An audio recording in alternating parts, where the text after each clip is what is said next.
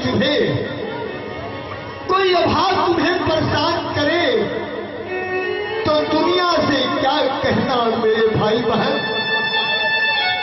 चले जाओ अपने श्रद्धेय गुरु के पास और उनके पास जाकर कहो कि हमको ये मुश्किल है। अद्भुत मार्गदर्शन था प्राचीन भारत का, और ऐसे राष्ट्र गुरुओं से पूछ करके इनके अनुशासन में शासन सत्ता था।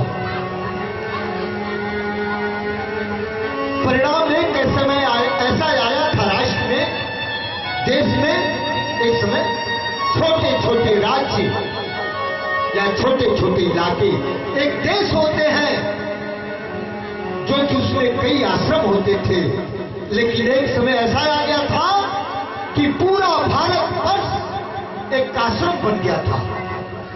एक आश्रम, पूरा भारतवर्ष। कहीं कोई चोर चोरी नहीं करता था, कहीं कोई मद्यपान नहीं करता था, कहीं कोई किसी का अनीति का धन नहीं लेता था। हर के अंत में आहुतियां दी जाती थी। पूरा राष्ट्र आश्रम बन गया, मानो सब पूरा आश्रम है, ये राष्ट्र नहीं, पूरा एक आश्रम का रूप ले लिया था ये भारत। ऐसी एक निष्काम, एक हेतु, एक सर्वजन हिताय शत्रु,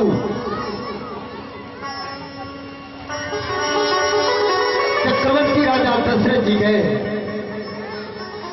उनके पास, शत्रु के पास, अपने दुख का कारण कहने कि हमें ये दुख है स्वामी, हमें ये दुख है।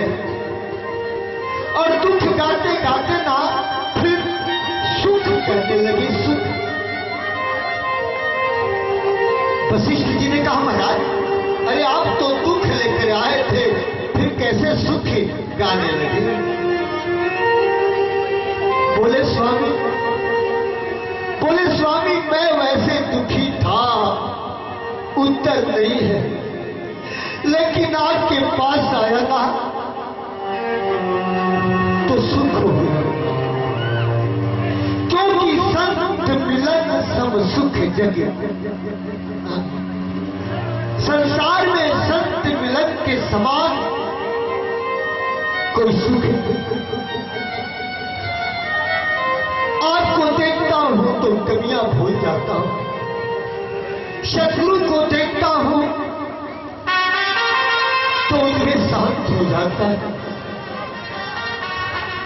वशिष्ठ जी ने कहा कि बात क्या है? बोले हमारे भाग्य में पुत्र नहीं है क्या? तो रघुवंश कुल समाप्त हो जाएगा, कोई वारिस नहीं, कोई वारिस। वशिष्ठ जी ने कहा, हमारे बाबा जी ने लिखा कि धरहु धीर, धरहु धीर होई है सुचारी, त्रिभुवन विदित भगत राजन, थोड़ा धैर्य धारण करो।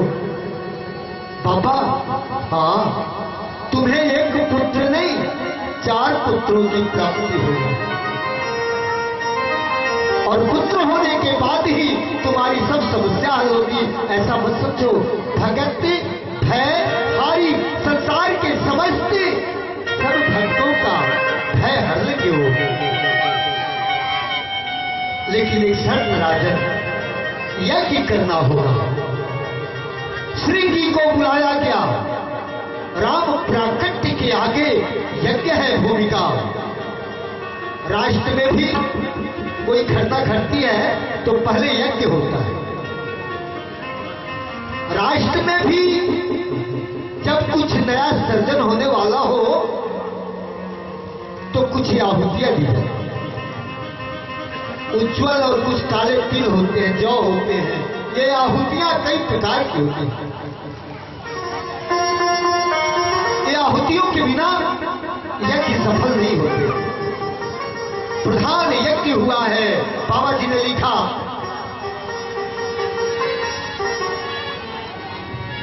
श्रृंगी ऋषि वशिष्ठ बोलावा, पुत्र काम शुभ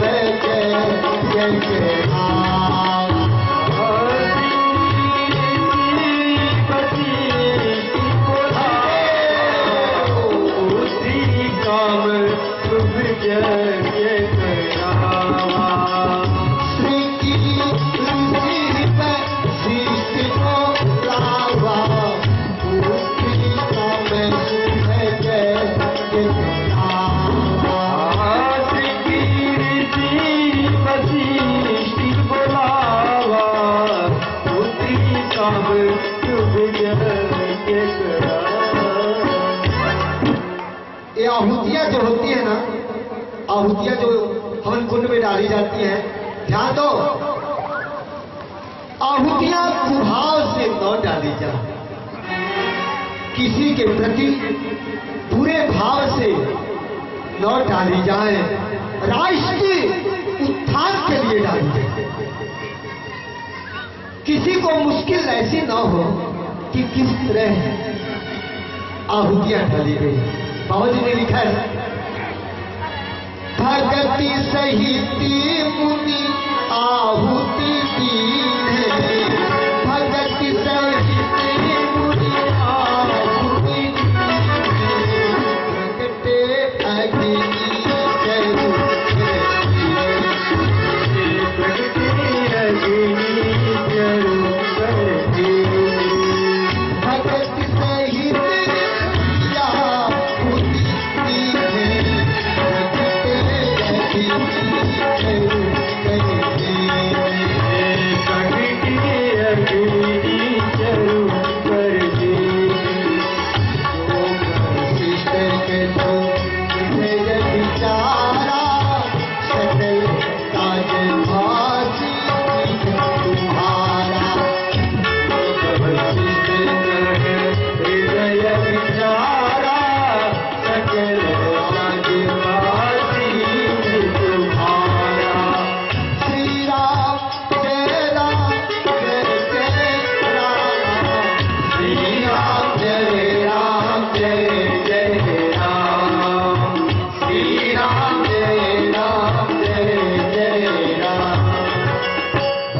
सहित मुनि आहुति दीन है, प्रगटे जगनी चरु कर दीन।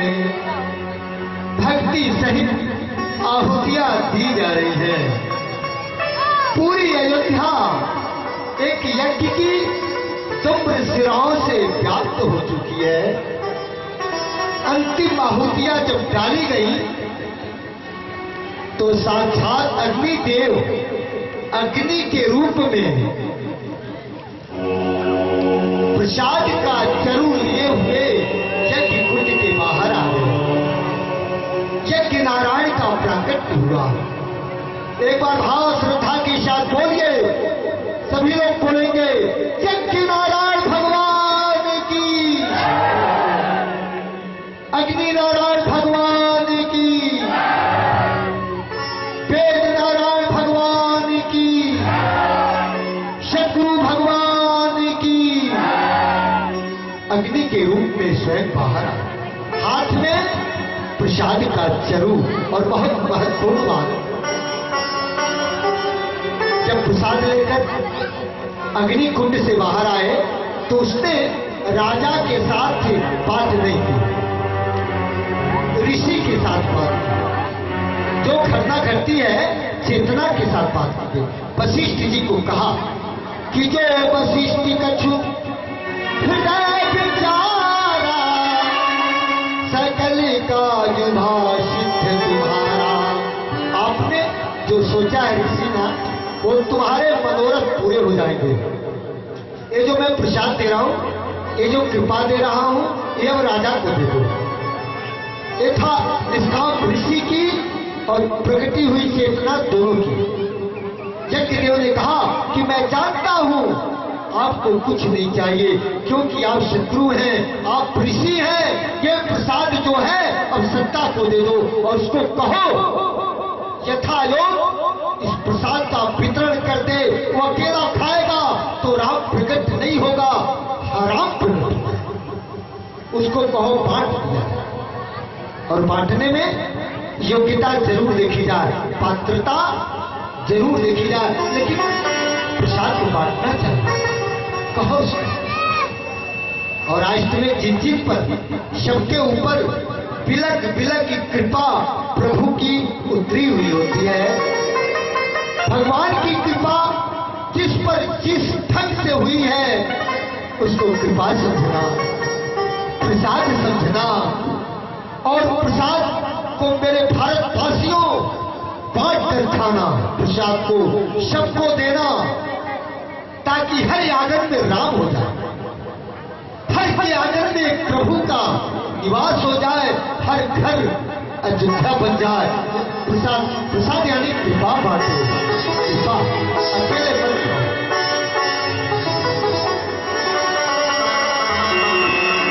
बांटना चाहिए प्रसाद, बांटना। एक आज्ञा कोई व्यक्ति की नहीं, यज्ञ पुरुष की आज्ञा थी, और यज्ञ को, अग्नि को किसी का स्वार्थ नहीं होता, अग्नि को किसी के प्रति पक्षपात या राग द्वेष नहीं, उसी एक परम चेतना ने एक सुझाव दिया था राजा को, यह बांट दो, और इतना कहकर चले गए। क्या लेने देना था यज्ञ पुरुष को, चले अपनी बात पूरी करके चला गया, कोई लेना देना नहीं। अब महाराज दशरथ जी ने प्रणाम किया और प्रसाद जो था वशिष्ठ जी ने महाराज को दिया, दशरथ जी। प्रसाद दशरथ जी के हाथ में आ गया और वशिष्ठ जी ने कहा ये प्रसाद, ये हब अपने रानियों को बांट दो। प्रसाद लेकर महाराज राजभवन में भीतर तीनों रानियों को प्रसाद बांटते हैं, बांटते हैं। तब ही राय प्रिय,